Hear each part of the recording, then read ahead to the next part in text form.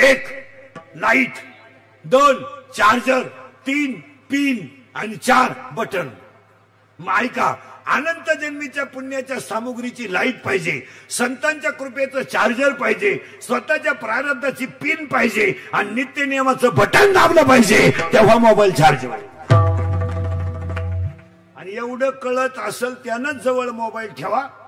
स्वतःच्या नित्य नियमाचं बटन दाबलं पाहिजे. याचा अर्थ चांगलं वागण्याचा नियम, त्याला संतांच्या कृपेचं चार्जर पाहिजे, स्वतःच्या प्रारब्धाची पिन पाहिजे आणि तिळतिळ पुण्य साचा पडे, अनंत जन्माच्या पुण्याची लाईट पाहिजे. आणि या सगळ्या गोष्टी गायकर परिवारात आल्या म्हणून त्यांचा आज आई बाप्पाच्या सहस्त्र दर्शनाचा मोबाईल चार्ज झाला. उगाच कोणी उठायचं मोबाईल वापरायचं, भंगार भंगार काही.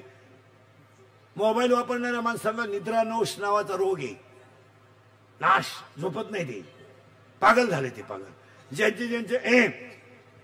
ज्यांचे पोरग 10वीला 12वीला आहे, ज्यांचं पोरगण पोरगी आता आई बाप नीट ऐका, आई बाप ज्यांची पोरगी 10वीला 12वीला आहे, पोरगण पोरगी, त्यांनी आता घरी गेले पोरगण पोरगी घरात घ्या, 2-4 कानफटीत द्या आणि त्यांचे मोबाईल ताब्यात घ्या. शेवटचा पेपर संपेपर्यंत मोबाईल देऊ नका.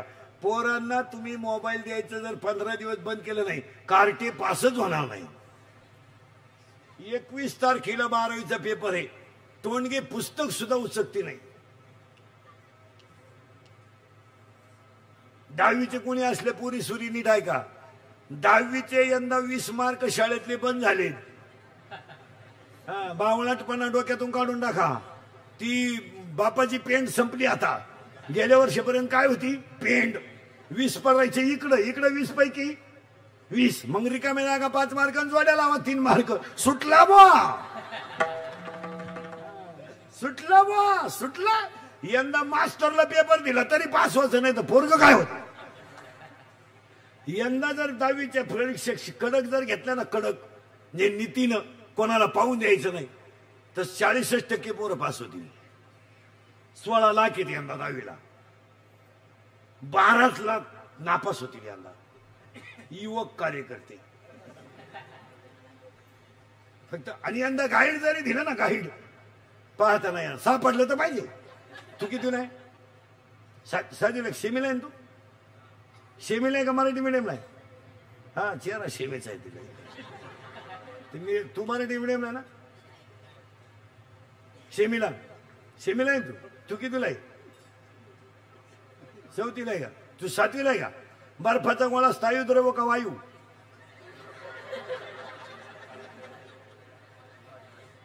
स्थायू, घाबरू नको, स्थायू. तू 10वीला आहे ना? 10वीला कोण पोरगी याच्यात? तू 10वीला आहे का? शेमीला आहे का मराठी मिडियमला आहे? मराठी मिडियमला आहे का? आता 10वीला आहे तू? मराठी मिडियमला आहे का? मराठी मिडियमला आहे का? मी एक रिकामी जागा सांगतो तेवढी भरून पाहायची. अष्टकाचा नियम टिंबटिंबने मांडला. अष्टकाचा नियम टिंबटिंबने मांडला. 10वीच्या कोणत्याही पोरीनं सांगा. अष्टकाचा नियम टिंबटिंबने मांडला नाही येत. पुढचं सांगतो. त्रिकाचा नियम टिंबटिंबने मांडला. करेक्ट. डोबेरायनरनं मांडला त्रिकाचा नियम, न्यूलँडनं मांडला अष्टकाचा नियम, मोसलेने मांडला अनुक्रम अनुअंकाचा नियम, आणि मेंडेलिपनं मारला आवर्त सारणीचा नियम, आणि मेंडेलिपनं मारला आधुनिक आवर्त सारणीचा नियम, आणि केपलरनं मांडले पहिल्या प्रकरणातले 3 नियम. आता माझ्या बोटाकडे पाहून तो नियम ओळखायचा पटकन. 10वीच्या पोरीनं पटकन बरं का. माझ्या बोटाकडे पाहायचा नियम तुमच्या पुस्तकातला आहे. आपण पुस्तक माझ्या दोन्ही पुस्तकं पाठ आहेत. विज्ञान पेपर 1 आणि विज्ञान पेपर 2. 16च्या 20च्या 20 प्रकरणं पाठ आहेत माझ्या 10वीची. 10 प्रकरण द्या का मला फक्त बोटावरून तो नियम सांगायचा मला.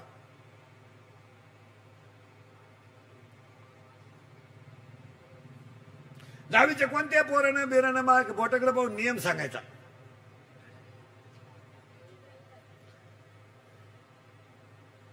कोणत्याही डावा बरोबर आहे, डावा बरोबर आहे, डावा हात बरोबर आहे.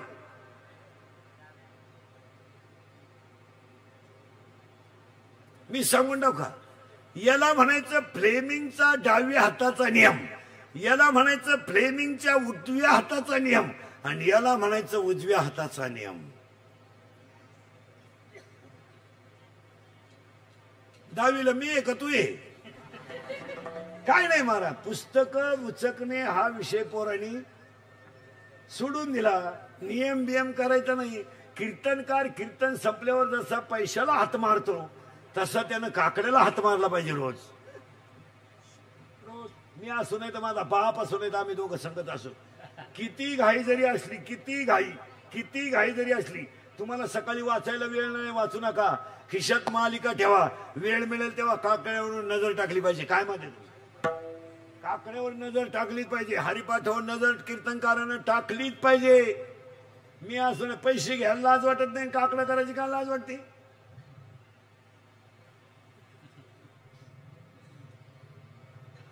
भजन्या हा कधी दिवस उगायच्या नंतर उठला नाही पाहिजे. महाराज असो नाही तर कोणी असो, जो दिवस उगता उठतो तो महाराज नाहीच. तुम्ही म्हणाल तुला पोपटवाणी बोलतो, कधी अजून झोपेलच नाही सूर्यबोध. 4 करतोय. काल 4 कीर्तन केलती, परवा 4 केलती, एका दिवसात 3 तास रोज हाणतो मोकळे. चालू 3, आता 4 2-4 दिवस माग शुद्ध दशमीमुळं. तरी साला ताईट. अगोदर आपण करायचं मग लोकांना सांगायचं. मी माझा बापू उचलून आपटायचा आणि तुम्हाला बापू कविता सांगायची. लाज नाही वाटली बाई? तू का म्हणे अंगे काही फळं रसाळ गोमटी नाही. इथे आपण काही फळं रसाळ गोमटी नाही, काही रसाळ आहेत पण गोमटी आहेत, काही गोमटी आहेत रसाळ नाही, काही रसाळही नाही गोमटी नाही. लिंबाची लिंबुळी रसाळ आहे गोमटी नाही, लिंब रसाळही नाही गोमटी नाही. नारळ गोमटा आहे रसाळ नाही. हापूस आंबा रसाळही आहे आणि गोमट आहे. आणि धोत्र्याचं बोंड रसाळही नाही गोमटही नाही. काही माणसांच्या आईबापाच्या बियातच दोष आहे म्हणून संतती खराब आहे. आणि असं कोणी उठायचं माया पोरगा कीर्तनकार आला पाहिजे अशी अपेक्षा धरायची नाही. नाही, लोकांचा काय भ्रम झालाय, कीर्तनकाराचं पोर भजन्या झालं पाहिजे, पखवाद्याचं पोर पखवाद्या झालं पाहिजे. असं घडत नाही. पखवाद्याचं पोरग येडं निघू शकतं, भजन्याचं पोरग स्वऱ्या करू शकतं, बाबाचं पोरग पंप लुटू शकतं. असं नाही चालत. जगात एकच माणूस आहे का जे बापाला जमलं ते पोराला जमतं, पुढारी. बाप दमला का पोऱ्या उठलाच. युवा नेतृत्व हे महाराज लोकांना नाही जमायचं. आपण तो प्रयोग करायचा सुद्धा नाही. का? अध्याय नंबर 9 ओवी नंबर 38 मुडा हुनी बीजी काढले, निर्वाळी भूमी पेरिले, ते सांडी विखुरी गेले ते काही. मग माळकरी मंडळींनी ऐका. हनुमंताचा जन्म सीतेला सोडवण्यासाठी झाला. रामाची भक्ती करण्यासाठी झाला. महिला मंडळ, हनुमंताचा जन्म सीतेला सोडवण्यासाठी झाला, रामाची भक्ती करण्यासाठी झाला का अंजनीच्या तपासाठी झाला?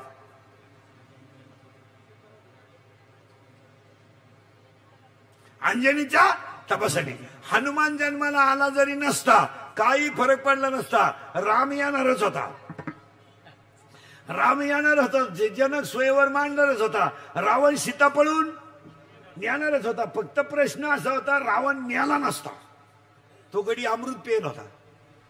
आणि रावण जर मेला नसता तर तुम्ही मी भेटल्यावर राम राम म्हणलो नसतो.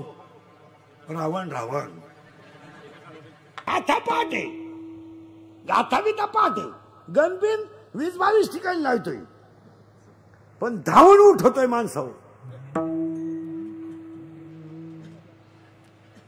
ज्ञानेश्वरी अख्खी पाठ. मग लेता लोक करत्या तिरस्कार. धनुष्य उचलायला जो पठ्ठ्या आलता रावण. आता तुम्ही बारीक अभ्यास करा, माझ्यापेक्षा विद्वान आहे तुम्ही.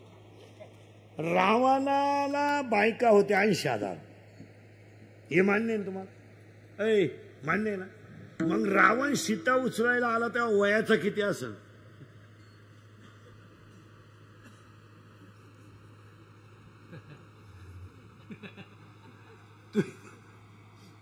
आता त्याच्यापेक्षा जाणकार माणसं लगेच सांगतील या पठ्ठ्याची पिढी होती तिसरी, आपलं चौथी.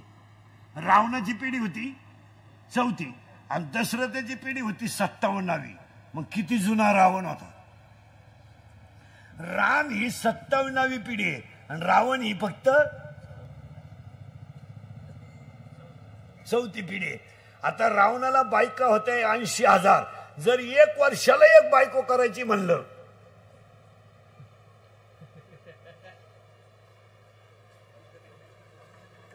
वर्षाला एक, म्हणजे निदान बायकांच्या हिशोबाने रावणाचं वय किती असेल 80,000. आणि अगोदर काही 15-20 वर्ष असं का नाही का जन्मला बायको केली त्यानं. मग ते 15 धरा.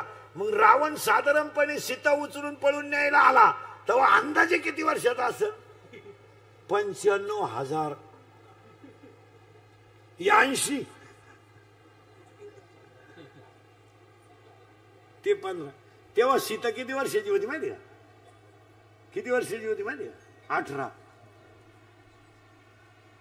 आता घोटाळा परत त्याच्यात असा आहे, रामाने सीता जिंकली तेव्हा राम होता 25 वर्षाचा आणि सीता होती 18 वर्षाची. आणि तेव्हापासूनच मुलीचं वय ठरलं. आता ते पोराचं चुकीचं ठरलंय, ते 21 ते 25 पाहिजे. लोकांना भ्या वाटायला लागलं 25 होतो बाप किती वेळा हाणतो किती वेळा नाही, म्हणून ते 21 केलंय. नाही तर रामाचं वय होतं 25 आणि सीतेचं वय होतं 18. आणि हा पठ्ठ्या सीता पळून न्यायला आलता याचं वय होतं 95,000 वर्ष. म्हणून रावणाचा लोक करतात तिरस्कार आणि रामाचा करतात स्वीकार. आता उलट सांगतो, समाजाने ज्यांचा तिरस्कार केला त्यांना देवाने जवळ केलं. रावणाचा अख्ख्या समाजाने केला तिरस्कार, पण बाण मारायला रामाजवळ गेला. उलटा कार्यक्रम झाला का नाही. शबरीच्या डोक्याला कोणताच भांग नव्हता. शबरी कधी ब्युटी पार्लरला गेली नाही, फेसिंग केलं नाही, मिक्सिंग केलं नाही, सॉफ्टिंग केलं नाही. ब्युटी पार्लरला गेल्यावर 3 गोष्टी करावं लागतं पोरीनो. पहिलं फेसिंग करावं लागतं, नंतर मिक्सिंग करावं लागतं आणि नंतर सिरेमिक्स करावं लागतं. असं आहे ते. फेसिंग म्हणजे फक्त खड्डे भरणे आणि डांबर होत नाही. आणि मिक्सिंग म्हणजे इथल्या याला सॉफ्टिंग करणे आणि सिरेमिक्स म्हणजे इथल्या पट्टीत चमकी भरणे. आणि त्याला 3 प्रकारचे भांग पाडावं लागतात. पहिला भांग आहे त्याला म्हणायचं पॉप. आणि तो पॉप भांग असा आहे का त्याला मध्ये खड्डा आहे, पुढे झटका आहे. म्हणजे इकडे एक टोंगळा, इकडे एक खड्डा आणि इकडे एक खड्ड्यांमध्ये डोंगळा, त्याला म्हणायचं पॉप. दुसरा एक भांग आहे देवयानी. तो देवयानी भांग असा आहे पोरीनो, ही जी बाजू इथली त्याशी पुढे दडपवायची, म्हणजे इथं फुगा करायचा इथं, आणि त्यातली एक बट मोकळी ठेवायची, ती बांधायची नाही. ती बोलताना तोंडात गेली पाहिजे.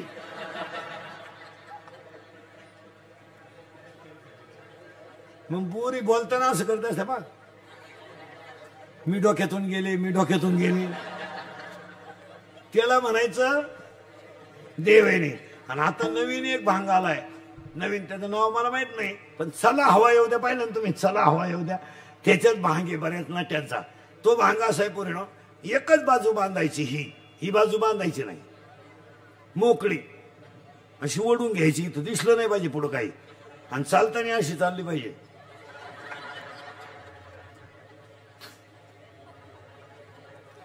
एक पोरग कॅनलच्या कडेला उभं होतं, पोरीनं असं केलं, ते पडलं कॅनल मध्ये. हो,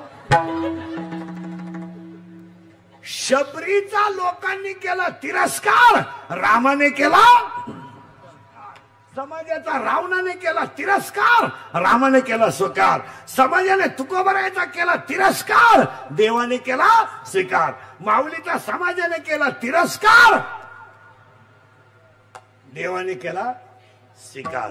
मीराबाईचा घरच्यांनी केला तिरस्कार, देवाने केला स्वीकार. जनाबाईचा सगळ्यांनी केला तिरस्कार, देवाने केला स्वीकार. छत्रपतीचा जवळच्यानी केला तिरस्कार, भवानी मातेने केला स्वीकार.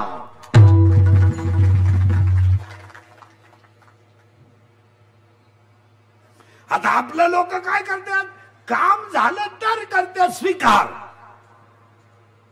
नाही झालं का तिरस्कार. आपण घेतलं नाही दुसऱ्यानं गाडी आणली नवी इनोवा नवी आपल्या दारापुढे नाही मग चांगली म्हणायला रोग झाला का चांगली बा आपले लोक चांगले नाही म्हणत एव्हरेज नाही ते बैठक खास नाही आणि मेंटेनन्स फार आणि त्याच्या दारापुढे जुनी जरी DI असली ना गाडी तोड नाही फळ रसाळ आहेत गोमटी आहेत पण इथं पवित्र ते कुळ पावन तो देश मग बीज कसं असायला पाहिजे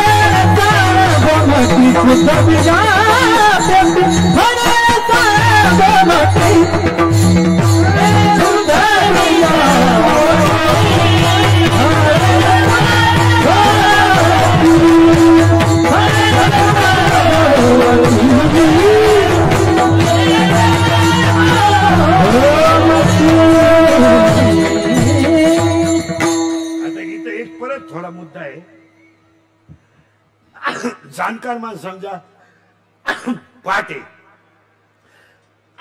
पुलश्य नावाच्या ऋषीने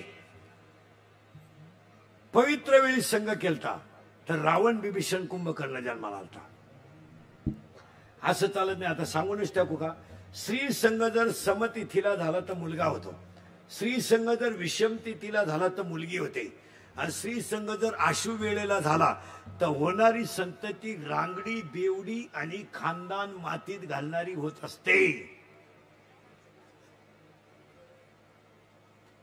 नारायण नारायण म्हणत संघ झाला तेव्हा भक्त प्रल्हाद जन्माला आला आणि आशु वेळेला संघ झाला तर हिरण्याक्ष नावाचा राक्षस जन्माला आला अशी बोगसगिरी चालत नाही महिला मंडळ गरोदरपणामध्ये स्त्रीला जो पदार्थ जास्त आवडतो तोच बाळाला आवडतो काही पोरांना भात लय आवडतो त्याच्याही भात खायची पण काही पोरांना नुसता रस्सा आवडतो रस्सा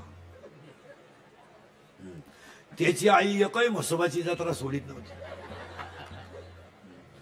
लिंबू पिळून रस्सा हाणायची त्याची आई त्यामुळे ती क्वालिटी आली तसं चालत नाही जसे जे पेरलं तेच आता काय माणसं मग शंका घेते कारण त्याचा बाप माळकरी असून पोर चोर कसं आलं बापाची वासना जसं तसं होणार एसटी मध्ये एक माणूस उभा आहे स्टँडला धरून वरती धरलेलं पाठीमागून एक माणूस घुसला आणि त्याच्या मागच्या खिशातलं पाकिट चोरलं ज्यानं पाकिट चोरलंय तो कोण असणार आता चोर एका पुरीनं ते पाकिट चोरताना त्याला पाहिलं दुसऱ्या स्टँडवर तो माणूस उतरला कोण तो चोर आणि ती पोरगी उतरली आणि ती गेली त्याच्या मागे पळत ते झाडाच्या आड जाऊन पैसे मोजित होत हिनं त्याला जाऊन गाठवलं नेमावाटा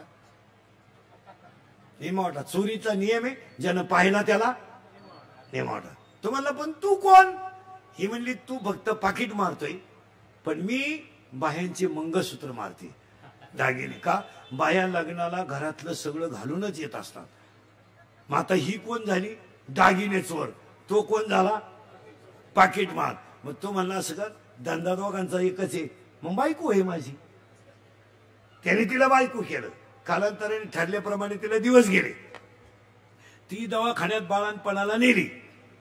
बाळणपणाला नेल्यावर नर्स आली बाळणपण करायला, पण नर्सच्या बोटात 5 ग्रॅमची अंगठी होती. बाळणपण व्हायच्या टायमाला तिनं ती अंगठी काढली आणि स्टेपला उठवली. ते बाळ बाहेर जसं आलं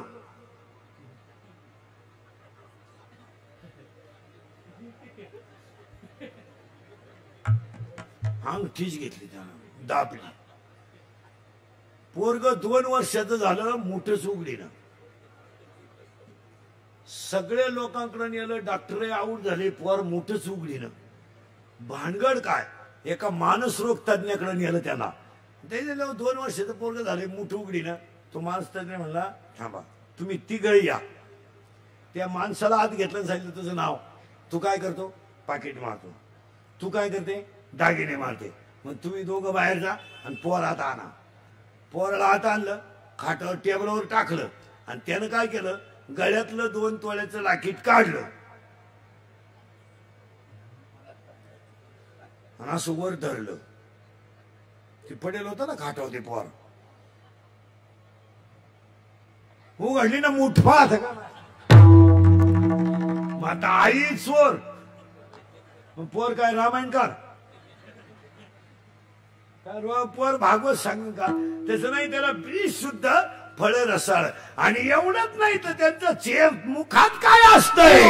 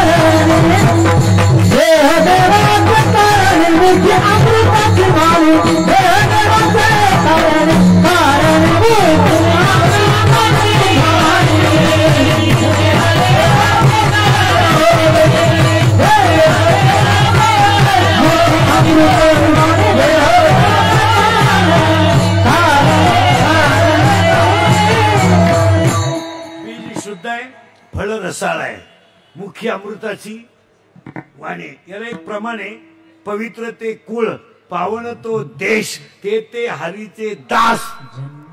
पण नुसतं तसं नाही ना, वरून निर्मळ नको, सर्व निर्मळ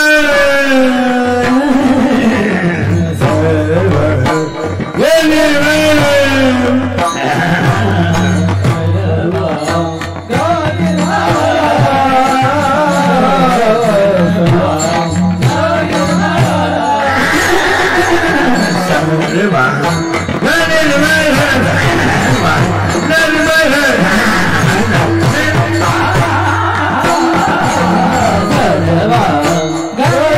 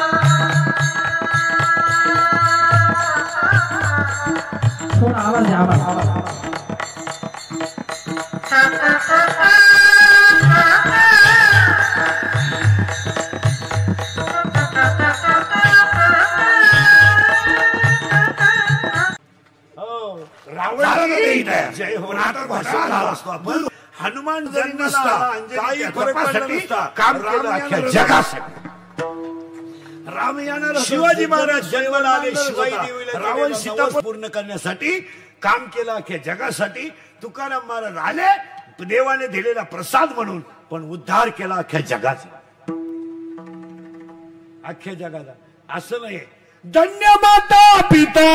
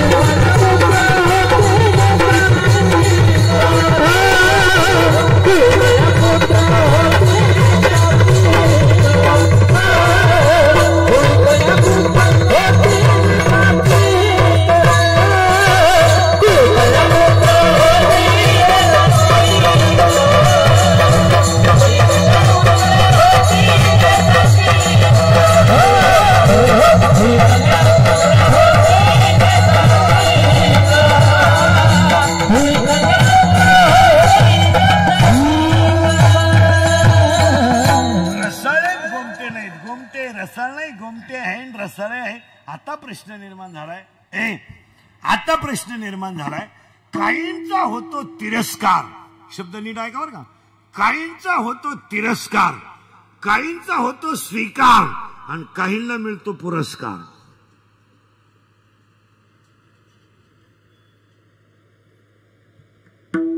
माणसं धार्मिक आहेत पण आचरण धर्मविरोधी आहे त्याचा काय घडेल तिरस्कार